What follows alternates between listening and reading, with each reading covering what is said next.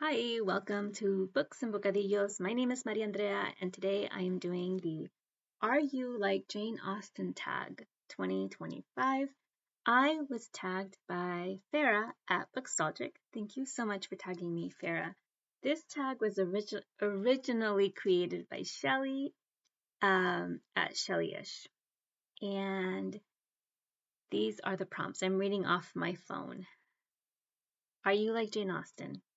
1. Jane Austen was an artist and writer. Give yourself a point if you are an artist. Give yourself an extra point if you are a writer. I am going to give myself a point for both. I am artsy. I am not an artist in terms of I don't make a living from my art, but I do enjoy crafting, arts and crafts. I run a nonprofit that does arts and crafts, and I like creativity. I like doing creative things, and I like artistic expression. I mostly express my artist tendencies in journals, and every once in a while in like home decor or baking. I am a writer. I don't publish. I'm not a published writer, but or at least not yet, but I'm a poet. I really enjoy poetry. I like writing poetry. I like reading poetry. Um, so I do write short stories. I haven't written a short story in a while, but I did really enjoy the art of a short story when I was younger. Question number 2, or prompt number 2. Austen was born to a large family. She had a total of 7 siblings, 1 sister, and 6 brothers. Give yourself a point if you have 3 or more siblings in your family. No, I don't have more. I only have 1 sibling. But I have a lot of cousins. So I feel like I have a big family because my grandparents always taught us that our cousins were like our siblings. So I kind of felt like I grew up loving my cousins as if they were my brothers and sisters. But I don't. I only have 1 sibling, so I don't get a point for this one. Question number 3. Austen did not enjoy her formal education. Give yourself a point if you did not care for school. No, I cannot give myself a point for this one either. I love school. I am a nerd. I loved school so much. I was like in the student government. I loved all of that. I was involved in a lot of things.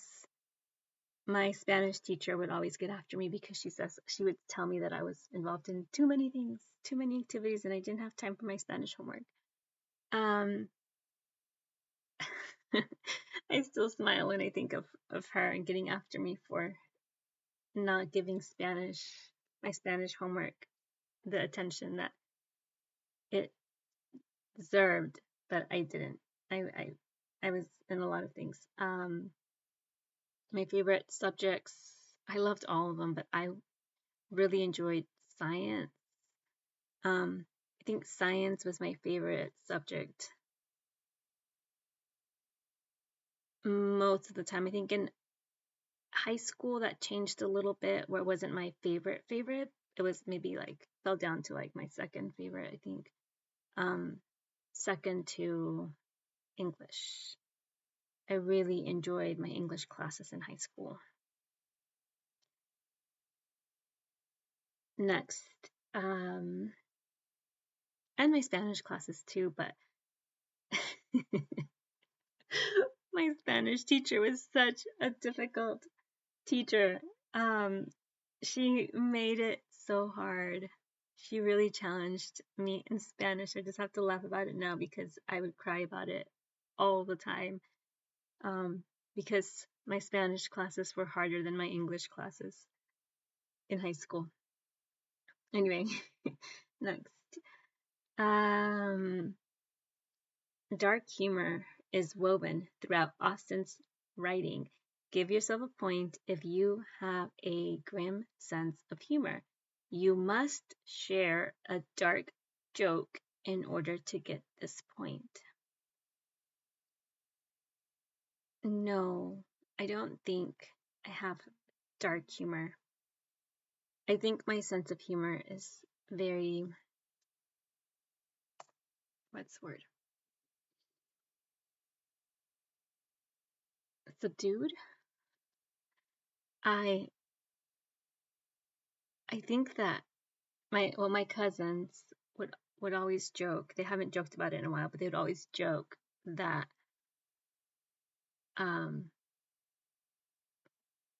there's an inside joke about my jokes. Like they never got my jokes.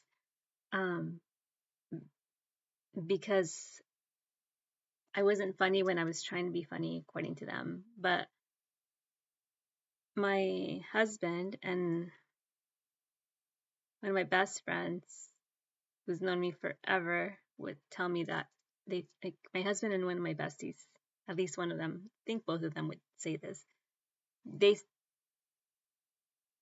They tell me that I'm funny, because they think that I am quirky and I am funny a lot of the times in a very nonchalant kind of way in how I say things or what I say. But it's not like I'm not performing comedy. I'm just maybe being casually witty every once in a while. Or yeah, sometimes I think I'm funny when I'm not trying to be funny. Next. Jane broke up 2 engagements and died a spinster. Give yourself a point if you are single. No, I can't give myself a point because I'm not single, but I almost feel like I do deserve a point because I was considered a spinster because I didn't get married until my 30s. So in my Mexican culture, that's pretty spinster. I was definitely considered a spinster at 30. My grandmother used to say the saying, de los 15 a los 20 con el que quieras, de los 20 a los 30 con el que puedas, a los 30 córrele porque te quedas. And so they would always tell me that. So I was considered a spinster when I got married.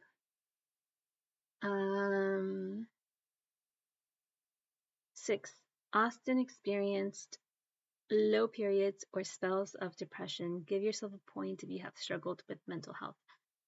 Yes, I have struggled with mental health. So I am going to give a point for this one. When I was younger, when I was in high school, I struggled with anxiety. The doctor diagnosed me with social anxiety. I think I was just experiencing test anxiety more than anything. I was just I love school, so I was very determined to do well in school, and I, have be at the top of my class and took a lot of AP honors courses and advanced coursework. My senior year, I really struggled with test anxiety in math, and I really struggled with one of my teachers at the time. She would call me to the board to work out a math problem in front of the whole class, and I would just freeze and just being in front of everybody. And then when I couldn't figure it out, one time she just like kind of, I felt shamed, but like she would made a point like, you know, you're smart. You say you're smart, but you can't do this, or they say you're smart and you can't do this, something like along those lines. And um, I really felt like she was pushing my shame buttons, and um, my mom had to get involved. Went up to principal, the counselor. I ended up getting pulled out of the class and assigned to do an independent study in math. And so I did my independent study. So I sat with the textbook, did all the quizzes, did all the math work, taught myself the math, passed the tests. But I did so much better. Testing, I did so much better when I was left alone, like in isolation in a room by myself, studying the math textbook and taking the math tests without somebody behind me or sitting in a classroom. So I think that was my first experience with like pretty severe mental health, where I just would get like panic attacks and severe anxiety in my math class particularly. It didn't affect my other classes because my other teachers were not like that with me. And then I struggle with perfectionism. I did anyway, not as much anymore as I used to, but I did for a little while. And in college, I was in counseling for an eating disorder, for anorexia and depression, and so I was able to work things out. And I've been in recovery for my eating disorder for years. I did have a bit of a relapse not too long ago, a few years back, but I'm doing pretty well. I'm really happy with my progress with the eating disorder. So yeah, that's been my experience with mental health, and I share it more than anything because I know that a lot of the times when we struggle with mental health, we struggle in silence and we don't know who to talk to, but there is help, and there are people who know the struggle, and there are people that you can talk to. So do talk to someone if you are struggling with mental health. I will link mental health resources in the description box. Next, 7. Jane moved away from her childhood home in her 20s. Give yourself a point if you've lived away from your childhood hometown or region. I moved away from my family after I graduated high school. So I moved from Texas. I moved to Colorado. I went to school in Colorado. And then when I graduated, I moved to England, and I lived in England for a short bit. And then I came back and I studied. I went to graduate school in Texas, but not in my hometown. And now I live in my home region, so I made it full circle back. So yeah, I have lived away. I did for my social work placement. I did an international field, so I was out of the country for a little bit for that too. So I've had my share of travels. Next, Jane was not vain. Give yourself a point if you have very little interest in vanity. I'm going to give myself a point for this too. I am not a vain person. I hardly use makeup. I never really used makeup when I was younger. One, I wasn't ever allowed to, and then just kind of stuck. And then I just thought, like, I don't even know how to use this stuff. So I never really learned how to use makeup. Now, as an adult, like in my 40s, I do use a little bit of like eyeshadow, mascara, but I tend to keep it very light and very simple. I I don't ever really do anything fun with my nails. I do admire people who get their nails done and like wear them so beautifully, but I don't really invest in things like that. And the next question kind of goes along with that. 9. Hair was of little concern to Austen. Give yourself a point if you cannot be bothered with your hair. I choose not to be bothered with my hair. I don't dye my hair. I'm letting my grays come out naturally. I keep my hair short because of the heat in Texas. It's so hot, and I find that when I have longer hair, I end up just pulling it back in like a bun or a ponytail. And so it's never really do anything with like long. When I have it long, I haven't really done anything pretty with it. So I just keep it short because it's manageable, it's easy. I can just put some conditioner in it and out the door, and I don't worry about styling it. Just usually wear it. I don't ever like really straighten it. When I've had it straight in my videos, it's been because I just went to get it cut, and the stylist straightened it for me. The stylist, who I consider a friend, straightened it for me. But most of the time I wear my hair in just like natural waves. Whatever my hair wants to do, it does. And like I always record the YouTube videos, and then I see like sometimes my hair is like doing its thing, and it's just gonna do what it's gonna do, and I'm so over it. Then so I'm gonna give myself a point for not caring about my hair. Yes, caring about my hair, but not caring about spending time and effort on hairdos and things like that. I do have wigs, so I do like to wear a wig every once in a while just for fun, just when I feel like I want a different color, or if I want a little bit longer hair, I have a couple of longer ones that I can wear when I want something a little longer. And so that's fun.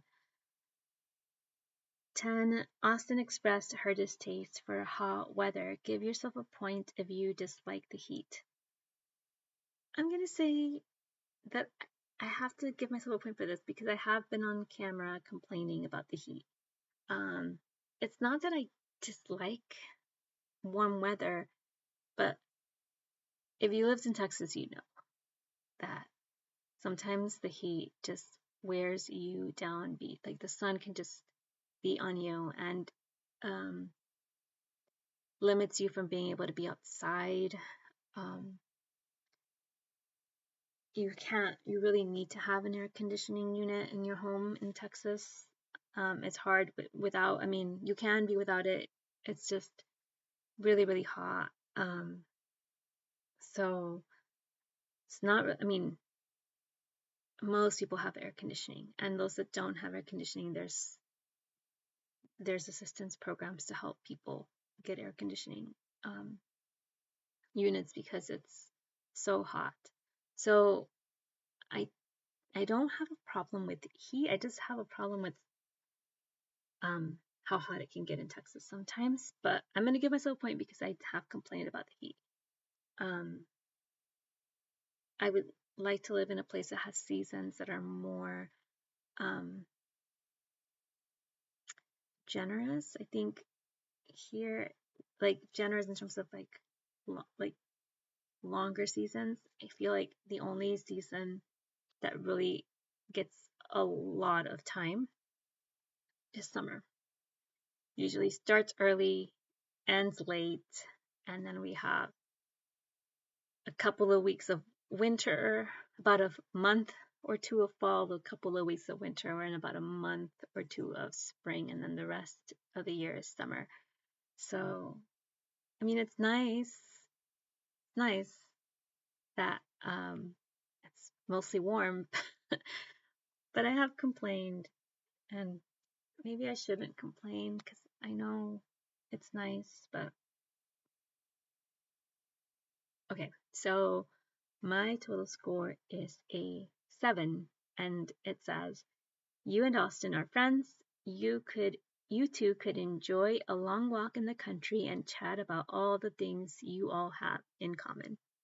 So that's nice that Jane Austen and I would be friends. And I am going to tag some friends in the description box. And I hope you do the tag. Let me know how you scored as you're watching this video. How many points did you get? So it's I'll put the whole thing in the description box, but 10 to 11, the spirit of Jane Austen lives in you. 9 to 8, in another life, Jane Austen and you could have been siblings. 6 or 7, you and Austen are friends. 4 and 5, that you have less in common with Jane than some. You could probably spend an afternoon with her chatting about your similarities and differences. 2 to 3, you and Austen may not share much in common, but you two would be delighted to see one another at a local social gathering, exchange pleasantries. 0 to 1, you and Austen could learn a lot from one another considering how different you are. So that's all. Thank you so much for watching. Hasta la próxima.